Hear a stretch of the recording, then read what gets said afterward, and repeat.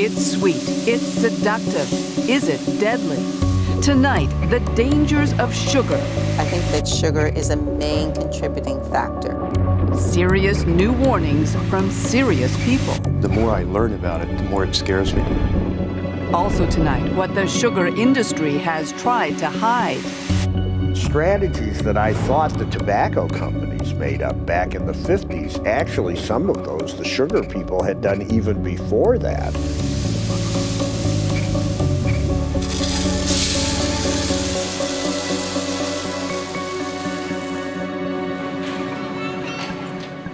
When the Breeden family goes shopping, like most Canadians, they try to buy healthy. Let's go. But like most Canadians, they don't always succeed. They're busy. Meals have to be quick.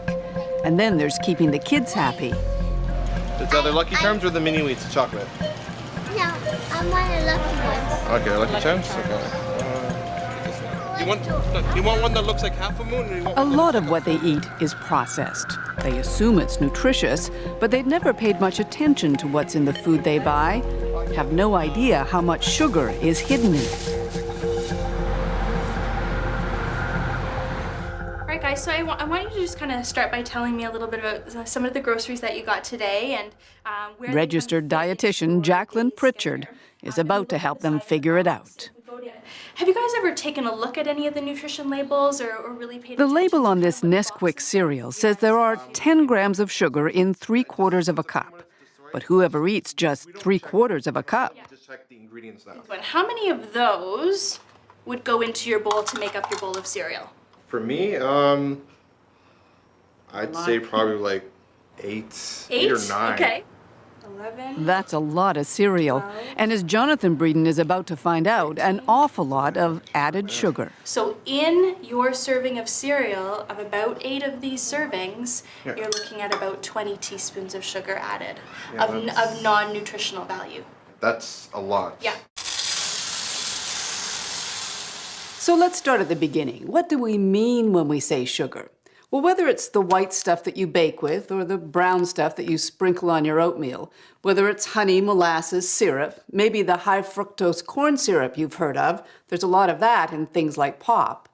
Chemically, it's all pretty much the same thing, and we do consume a lot. On average, in this country, 26 teaspoons of sugar per person per day. That's 40 kilos a year, the equivalent of 20 bags. It's what sweetens the products and spikes the profits of some of the most powerful and familiar companies in the world. The food industry is one of the biggest manufacturers in North America, nearly $1 trillion in sales every year. And it couldn't do it without sugar. Sugar is one of the essential basic ingredients used in 99% of the processed foods out there. Former industry executive Bruce Bradley has worked for some of North America's biggest food companies. It's something that can drive a lot of taste in the products and a lot of appeal for consumers. So it's one of the basic building blocks. And make no mistake, the amount of sugar in our food is no accident. The food industry goes to great lengths to figure out what makes us crave a product, the exact combination of ingredients it calls the bliss point. You know, everybody asks, what is the bliss point? Dr. Howard Moskowitz. He's a longtime food industry consultant known as Dr. Bliss. The best way I can do it is to give you an example. Do you drink coffee with sugar or with milk? With milk? So if you add more and more milk, you like it more and more, up to a certain point where you like it the most. And then add a little bit more milk and you say, oh, it's too milky, and my gosh. And add a lot more milk and it's horrid. So it's Goldilocks. It's the middle, it's the best one. It's the level where you like that product the most. A Harvard-trained mathematician, Moskowitz uses models to test people's reactions to different versions of a product. Once he's found the bliss point, the product hits the shelves. From soda pop to spaghetti sauce, his magic makes money. Everybody wants to sell just a bit more. How do you get that immediate increase in acceptance? Those in the know realize you can add a little sugar. A little. The first thing to know is that 4 grams of sugar is 1 teaspoon. So with that in mind, let's look at some products. It's no surprise Coca-Cola has a lot of sugar. 40 grams a can, that's 10 teaspoons. But much of the sugar we eat is hidden in foods we don't necessarily think of as sweet. This oatmeal, 3 3/4 teaspoons of sugar a bowl. This vanilla-flavored yogurt, nearly 5 teaspoons in just half a cup. You can find sugar added to bread, soup, all kinds of condiments, hot dogs. This chicken dinner labeled Healthy Choice has 5.5 teaspoons of sugar in every serving. Is this the result? There's no question, as our consumption of sugars has grown, so have our bodies. Canada doesn't keep good statistics, so we've used American ones. And those stats raise the troubling question, are we changing our evolutionary shape? Here's the line showing our sugar consumption for the last 50 years. Here's the number of people who've become overweight and obese. Now, look at this line. It's for cases of type 2 diabetes. And this one, diseases of the heart. Back in the 80s and 90s, we used to blame a lot of those problems on dietary fat. But then we started taking fat out of our foods. Did the incidence of disease go down? No. So that got a lot of doctors and nutritionists asking why. The answer, according to an increasingly vocal group, is sugar. Which was worse, the sugar or the fat? The sugar 1,000 times over. Robert Lustig, doctor, author, medical professor, and one of the leaders of the anti-sugar campaign. The fact is, our food supply has been altered and adulterated under our very noses and in plain sight over the past 30 years. In addition to treating obese kids, Lustig is a YouTube sensation.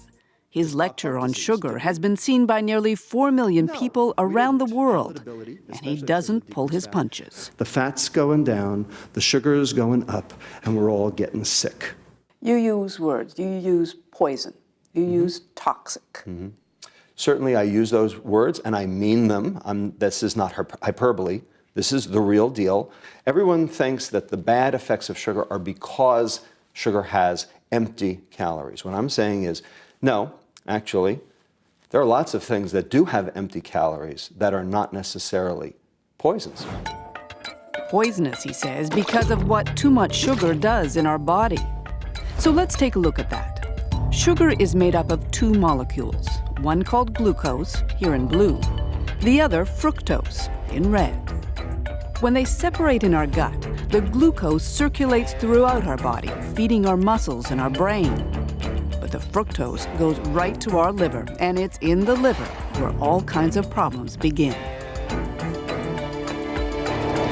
When you metabolize fructose in excess, your liver has no choice but to turn that energy into liver fat. And that liver fat then causes all of the downstream metabolic diseases.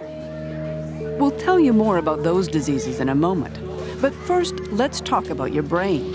Too much fructose, says Lustig, shuts down the part of your brain that tells you when you're full. It doesn't get registered by the brain as you're having eaten. So if you take a kid and prep him with a soft drink and then let him loose at the fast food restaurant, does he eat less or does he eat more? Turns out he eats more.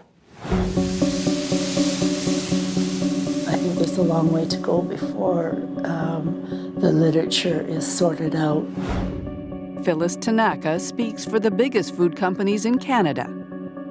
She doesn't buy Dr. Lustig's theories and doesn't think consumers should either. I think it's more important that we step back and look at how do we look for ways to educate and help consumers fit sugar into a healthy dietary pattern. But the industry sure doesn't make it easy. Look at this breakfast bar.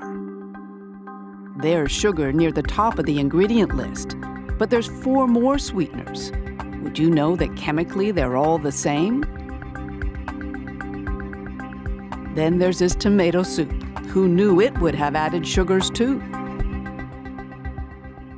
How is a consumer supposed to know that healthy old tomato soup has 3.5 teaspoons of sugar in a cup? Well, how did you figure it out? By the nutrition facts table. I figured that out because I've spent a lot of time recently learning about what a gram of sugar is and how to read these labels. Do you think most people know how to do that? In the last couple of years, we engaged with Health Canada on a campaign called the Nutrition Facts Education Campaign, in large part as a commitment to help Canadians understand how to go into the grocery store and make informed choices. But surely there is a way to warn people who might be interested in this that a cup of this soup brings you 3.5 teaspoons of sugar. To what end, though? Well, if they have decided that as part of their healthy diet they want to eat less sugar. Well, let me see. Then they would use this same label. The only information on the label is 14 grams of sugar in half a cup. Do you know what that means? You shouldn't have to be a dietitian to figure out how much added sugar you're eating, but it helps. Jacqueline Pritchard has added up all the sugar Jonathan eats in a week. It's pretty scary. This is your week's worth of sugar intake then. So this is equal to 245 teaspoons of sugar. That's a lot of sugar. When we come back, what all that excess sugar might be leading to.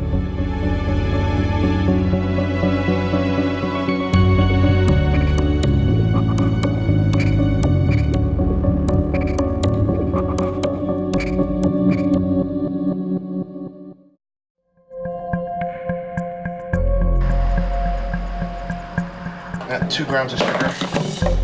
For that. Having discovered just how much sugar is in their food, the Breeden family is on a purge. Okay, the Kraft Zesty Italian has the 1 gram of sugar in this one. They're still surprised at the kinds of products that contain sugar. But they're also determined. All of it, out it goes. Of course, they still have to eat. So to help them learn about life beyond processed foods, we've made them a deal. For 3 weeks, we'll provide all of their meals professionally made without any added sugar.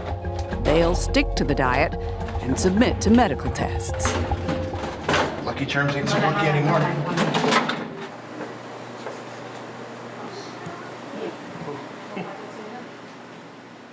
They're only in their mid-20s, but according to medical standards, both Jonathan and Anna are technically obese.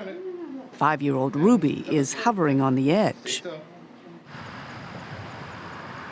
We started our experiment by having their blood tested and analyzed by obesity specialist Dr. Dan Flanders. The family, he says, is heading for trouble.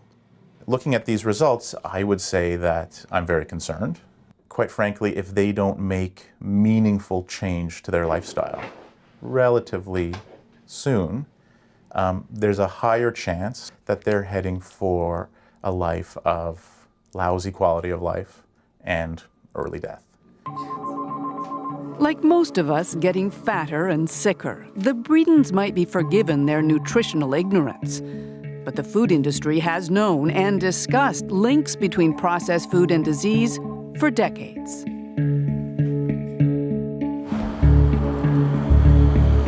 It was Minneapolis, 1999. Obesity was only an emerging problem back then when the heads of America's biggest food companies arrived for a rare meeting. Among them, the heads of Kraft, Nabisco, Nestle, Coca-Cola, and General Mills. These are executives who normally are fighting each other for space on the grocery store. They don't get together very often, but in '99, they got together to talk about obesity. Reporter and author Michael Moss. He described the Minneapolis meeting in his best-selling book. And they had been pulled together by a cabal of insiders within the industry who had increasingly become concerned about both the industry's responsibility for and culpability for being blamed for obesity. They gathered at the Pillsbury Company headquarters, 31st floor. The message they got was uncompromising. And it was delivered by two of their own. Michael Mudd, a top executive at Kraft, and Jim Hill, a leading nutrition researcher. In a slide presentation obtained by the Fifth Estate, the two men gave it to the bosses straight. A national epidemic. There were too many warnings, Mudd told them, before drawing a parallel designed to make them uncomfortable. Tobacco companies had recently settled a massive lawsuit in face of evidence their product caused disease. Did the food industry, he asked, want to be next? If anyone in the food industry ever doubted there was a slippery slope out there, I imagine they're beginning to experience a distinct sliding sensation right about now. Graphics drove home the point. Maps showing obesity rates rising and spreading across the country like a rash. What are the health implications of all this? Studies show that obese individuals are at a higher risk of developing chronic diseases such as diabetes, heart disease, hypertension, and cancer. Topping the list of contributing factors, the ubiquity of inexpensive, good-tasting, supersized, energy-dense foods. In other words, the very foods the CEOs were in charge of selling. The two men were hoping for money to study the link between food and obesity. Instead, they got a tongue lashing, starting with Stephen Sanger, the head of General Mills. He was rather furious at Mudd for bringing this to them and blaming them for this. And his defense was, look, we already offer consumers a choice. If they want low-fat this or low-sugar that, we have those products in the grocery store. We feel we're already being responsible both to consumers from a health perspective, but also to Wall Street. In other words, they didn't want to know. Now, it's one thing to silence troublesome voices in their own companies. Michael Mudd eventually left the food industry out of frustration. But the people who profit from sugar have proven themselves very adept at crushing dissenting voices everywhere, including in the halls of science.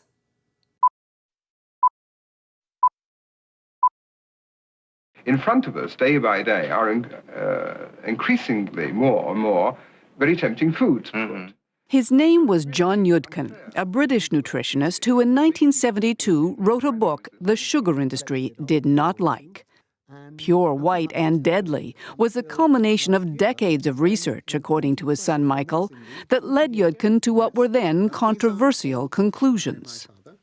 He started to wonder late in the 1950s whether sugar might be a culprit in the increase in heart disease. More significant than fat, which was the prevailing opinion at the time. More significant than fat, certainly more significant than fat, but that sugar was also involved in a number of other undesirable conditions, particularly diabetes and obesity.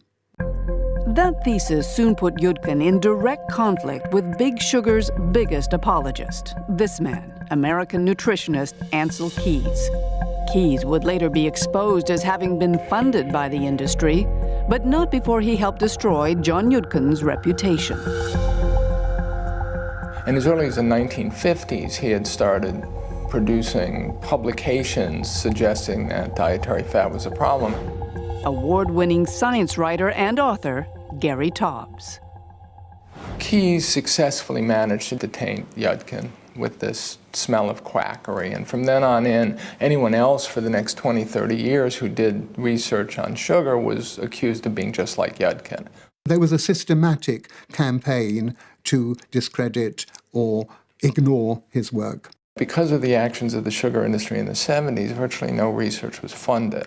You know, this idea that if you study sugar, you're just like Yudkin and he was a quack. But that's remarkable. I mean, what you're saying, scientific investigation into the link between sugar and disease ground to a halt? It ground to a halt. When we return, the science is back. What happens when you take healthy students and feed them too much sugar?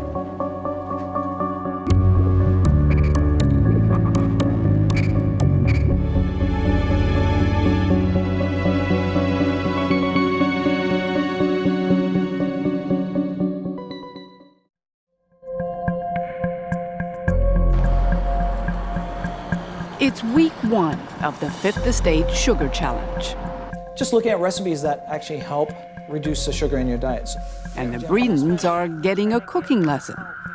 Chef James Smith is teaching that real food, all the fruits and vegetables and grains of a healthy diet, can also be fast and delicious, without any added sugar at all. They use specific ingredients that will change up and lower the sugar and lower the processed foods in your diet. And that may prove a good thing, because after decades of silence, there's new scientific research linking sugar to all kinds of chronic disease.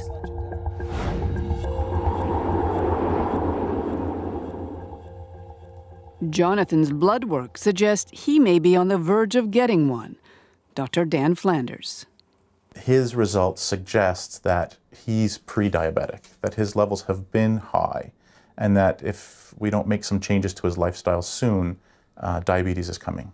Today in North America, it's estimated more than 100 million people are diabetic or pre-diabetic. Dr. Robert Lustig is quite sure he knows why. So I can actually categorically say to you that sugar is the proximate cause of diabetes worldwide. And we have hard and fast data to show that. His data come from his own study, done over a decade, comparing diabetes rates in 175 countries with people's diets. And we ask the question, when you adjust for all of the factors that we know are relevant, what about the food supply predicts diabetes rates worldwide? Answer, sugar, and only sugar. These studies are generally considered a very weak level of evidence. A lot of other things have happened at the same time. Toronto researcher Dr. John Sievenpiper. He argues Lustig's methodology is seriously flawed. Methodologists would tell you there's a lot of potential bias. And I could give you one example. Over the same time as sugar has gone up, so has bottled water. But there's no real biological plausibility in the link between bottled water and overweight and obesity. So it's not, I don't think, a sound finding. But we have to be careful in putting too much of the biological plausibility and wanting to believe patterns that we see. His point is it's hard to know what causes disease, and ethically you can't induce it to find out. But you can test for markers, warning signs that disease may be coming. And that's what they're doing here at the University of California at Davis.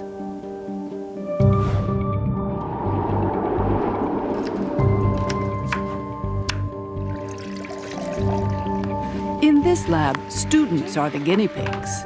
The scientists are feeding them sugar to figure out if it raises the markers for heart disease. That drink contained 25% of her daily calories as high fructose corn syrup. Oh, look at this. Every time they've run the test, says Dr. Kimber Stanhope, the results have been the same.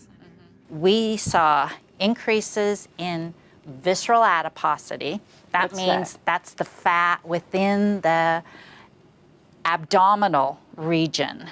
This is the fat surrounding the liver and the intestines and the kidney. This is the fat that is associated with increased risk for diabetes and cardiovascular disease. The Breedens know that fat. Anna and Jonathan have already been diagnosed as having fatty livers, which puts them at risk for raised insulin and triglyceride levels. That's the fat in our blood. When Dr. Stanhope tested the blood of her college guinea pigs, healthy kids with healthy livers, she was shocked by how quickly they saw problems. We definitely, in 2 weeks, see increases in the risk factors for cardiovascular disease in the blood. Just in 2 weeks? In 2 weeks. But those kinds of studies don't impress everyone. After surveying a number of studies, including Dr. Stanhope's, that look at sugar and heart disease, John Siebenpiper sees no reason for alarm. And what we find when we look at those trials very carefully is that as long as you match for calories, fructose does not behave differently than does any other form of carbohydrate, namely starches, refined starches, and glucose. Now, that's not to say that they're benign, because I don't think we should be having a lot of refined starch or glucose, but it's not behaving any differently. Stanhope can't speak to the other studies, but she says she tested for all kinds of things, and it was only the fructose that caused the problems. If I had results as strong with regard to a food additive, a brand new food additive, and then I started producing these results, that additive would get pulled pretty quickly. That's how strong these results are? I think they are. In the world of cancer research, Lewis Cantley is a rock star. 5 years ago, the Cornell University professor was chosen to head a scientific dream team, a group of America's top cancer specialists brought together to supercharge the search for a cure. His findings may not be embraced by everyone, but in the cancer world, when Cantley talks, people listen. Let me ask then, do you believe that sugar consumption causes cancer? Yes, I think that eating too much sugar can definitely increase the probability of cancer and also make the outcome of people who already have cancer worse. So how? Well, let's review what sugar's made of: 1 molecule glucose and 1 fructose. We know that when there's too much fructose in the liver, it sets off a chain reaction. The pancreas produces more insulin. What Cantley now believes is that excess insulin changes cancer tumors, telling them to gobble up the glucose. What we're now learning is that some of the cancers, particularly those cancers that correlate with obesity and diabetes, often have insulin receptor on the cancer cell. The tumor, by expressing the insulin receptor, tricks the glucose into going into the tumor rather than the muscle and fat. And as a consequence, the tumor can use that glucose as a fuel to grow. So if sugar can fuel existing tumors and make them grow, can it also cause tumors to form in the first place? The science on that isn't as clear yet, but Cantley's taking no chances. It scares me, yes. I think if definitely, for example, I don't, I'll eat fruit. Fruit has sugar in it, obviously.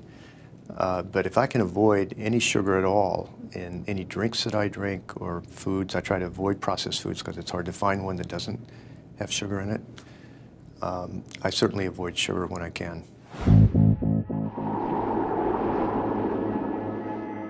One of the criticisms of the anti-sugar scientists is that too much of their evidence comes from animals, not humans. That said, here at Brown University in Rhode Island, they're doing studies they think should make a lot of humans nervous. This rat is perfectly healthy. Put him in a vat of water and he finds his way to safety every time. 5.2. Now, look at this guy. What he's been eating is the equivalent of a North American diet, complete with all the fats and sugars we regularly consume. He doesn't know where to go. His brain has been damaged. These rats were totally normal, and then they turned into demented animals. They don't remember their learning after even a day. And as the challenge gets harder and harder, they fail more and more, just like a human with Alzheimer's disease. 36.2. In this lab, the belief now is that Alzheimer's is really diabetes of the brain, linked to insulin levels, which can be affected by too much sugar. Professor Suzanne Delamonte.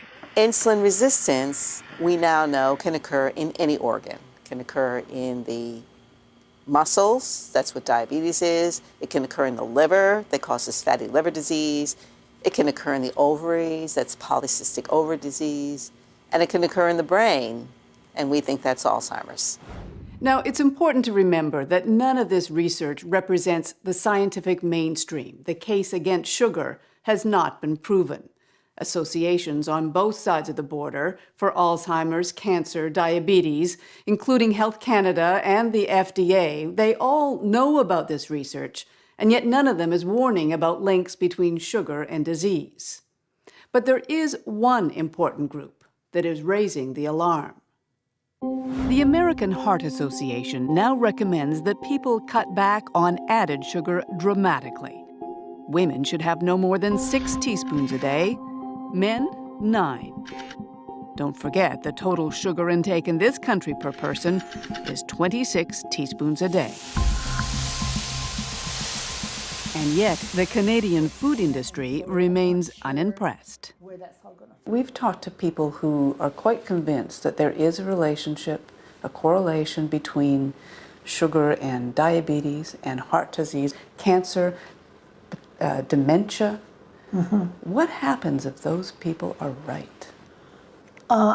At this point in time, I'm comfortable saying that the science just isn't there to support a role in chronic disease. When we come back, government goes on the attack. If your kids drink 1 bottle of soda a day, they're eating the equivalent of 50 pounds of sugar a year. The equivalent of 50 pounds of sugar from just 1 soda a day. And Big Sugar strikes back.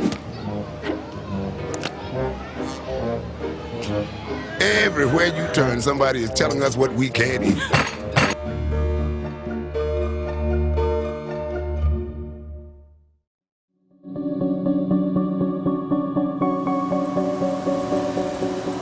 Worldwide, there are few industries more powerful than the processed food industry, or the sugar industry that feeds it. And yet, for all their power, we know remarkably little about how they work. Kristen Cousins is determined to change that.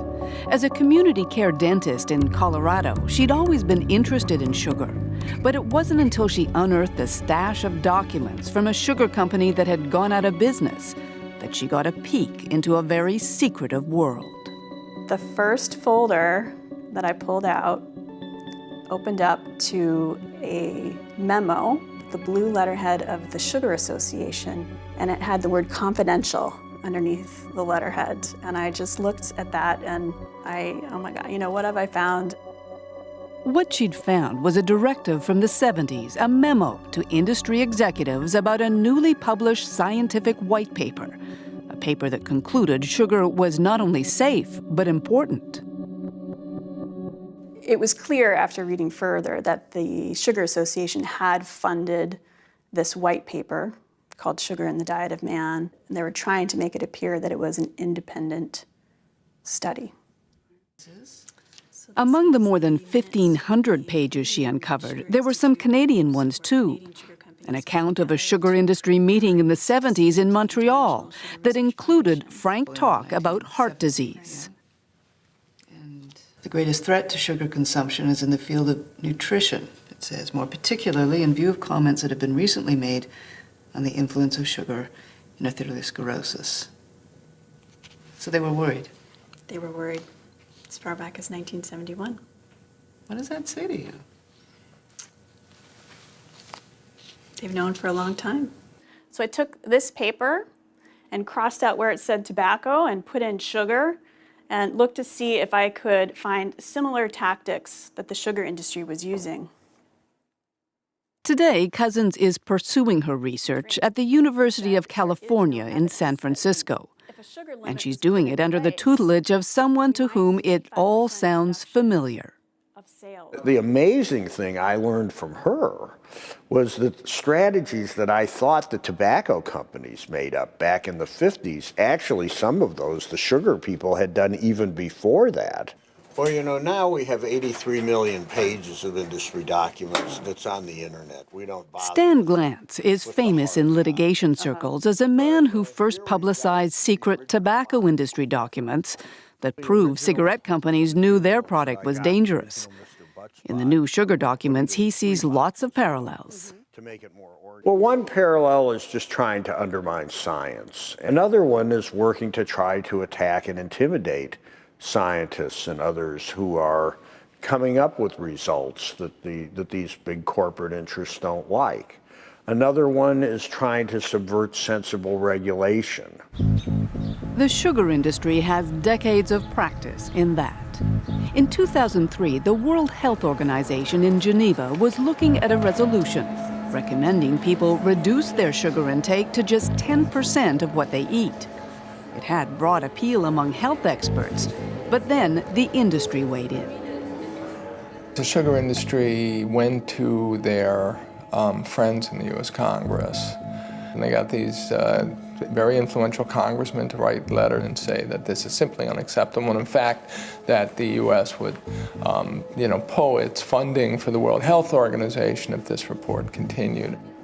5 months later, the recommendation quietly disappeared.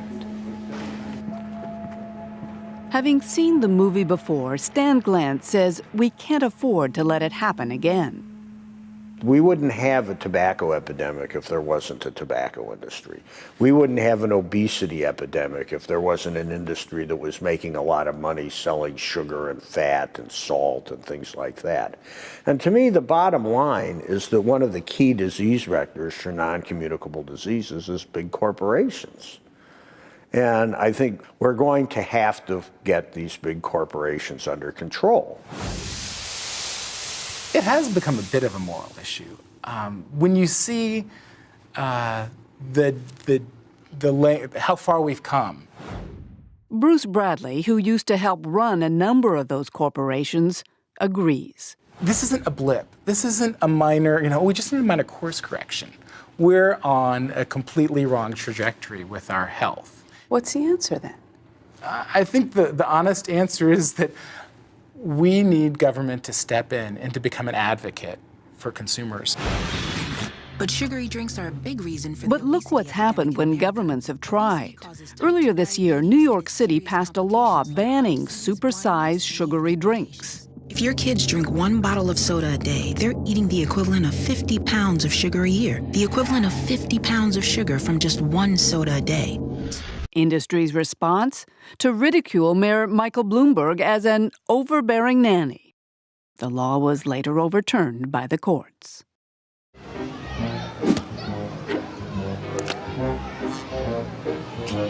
Everywhere you turn, somebody is telling us what we can't eat. But advocates keep on trying. 2 weeks ago in Washington, congressmen calling on the government to help consumers by demanding better labels, and at the very least recommending a daily limit for how much sugar is safe. In Canada and the US, those limits exist for other ingredients like fat and sodium. Manufacturers must say what percentage of the recommended daily limit their product contains. But next to sugar, nothing. Would your association, representing the big food manufacturers in this country, would they accept an upper limit of how much sugar Canadians should be eating? That's kind of hypothetical because people are putting on the table saying this is one way to, if you want to curb the amount of sugar people are eating, this is one way to start doing that. I think the industry actually has responded to the need for a diverse supply of foods out in the retail marketplace. Across our portfolio of more than 650 beverages, we now offer over 180 low and no-calorie choices. And most of our Today, even Coca-Cola, the world's largest sugar user, knows it can't ignore the health debate anymore. We'd like people to come together on something that concerns all of us: obesity. Coca-Cola and everything. But the bottom line hasn't changed. If you're getting sick from what you eat, it's your fault. For people to blame the consumer, to blame the victim in all of this, just as the tobacco companies blame the 12-year-olds they go out and addict, it's just not fair because people aren't given the information that they need if they're trying to make a good choice. As with tobacco, at some point it will all come down to lives and to dollars. The reckoning, warns Dr. Lustig, is coming. The bottom line, there will be no money left by the year 2026 for anything else because diabetes will have chewed through all of the healthcare dollars. There will be no health care in 13 years here in America if we do nothing. And I'm sure Canada is right behind. For 3 weeks, the Bredens have been eating the food we've supplied. How much steak do you want, Anna?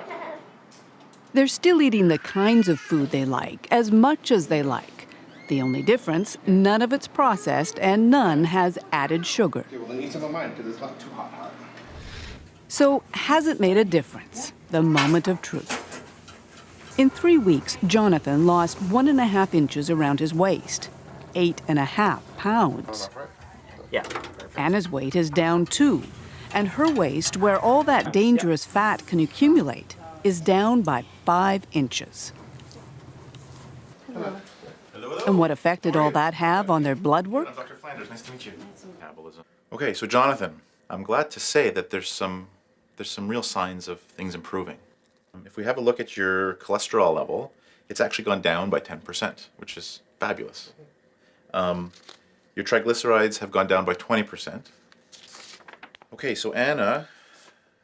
Her results are equally good. And while our 3-week experiment is far from scientific proof of anything, Dr. Flanders is pleased. Could improve your health in the long run. So this is some evidence that the changes that you've made to your eating are helping to make your body happier, healthier. This is fantastic news. This is really great.